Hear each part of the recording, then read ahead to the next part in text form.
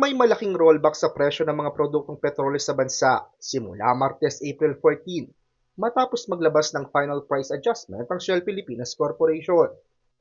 23 pesos ang magiging tapyas sa kada litro ng diesel, 6 pesos and 50 centavos naman per liter sa gasolina, at 11 pesos and 50 centavos sa kerosene. Mas mataas ito kumpara sa naging projection ng gobyerno. Matatandaan sa isang video message ni President Ferdinand Marcos Jr. nitong linggo April 12, sinabi niyang mahigit 20 pesos kada litro ang mababawas sa diesel. 4 pesos and 43 centavos kada litro naman ang rollback sa gasolina at 8 pesos and 50 centavos ang bawas singil sa kada litro ng kerosene. Aniya, isa ito sa pinakamalaking paggalaw ng presyo sa langis sa Pilipinas sa mga nakalipas na buwan. Mula nang lubha itong tumaas, bunsod ng epekto ng tensyon sa Middle East, buhat pa noong Pebrero. Sa kabila niyan, aminado si Marcos na hindi ito sapat upang maibsan ang epekto ng mataas na gasto sa pamumuhay, lalo't pabago-bago ang halaga ng iba't ibang oil products sa world market.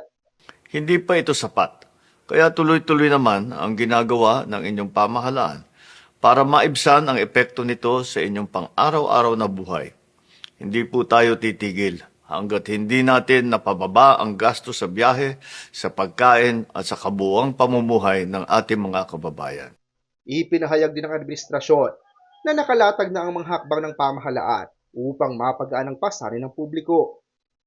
Kabilang daw sa mga ito ang ayuda sa transport sector at fuel subsidies. Sa mga susunod na araw at linggo, may aanunsya po ko na mga dagdag na hakbang at tulong mula sa gobyerno. Hindi nating hahayaang mapabayaan ang bawat Pilipino sa gitna ng mga hamong ito. Kaya tuloy-tuloy ang trabaho ng pamahalaan nang may maramdaman na ginhawa ang bawat pamilya. At yan ang tinututukan namin araw-araw.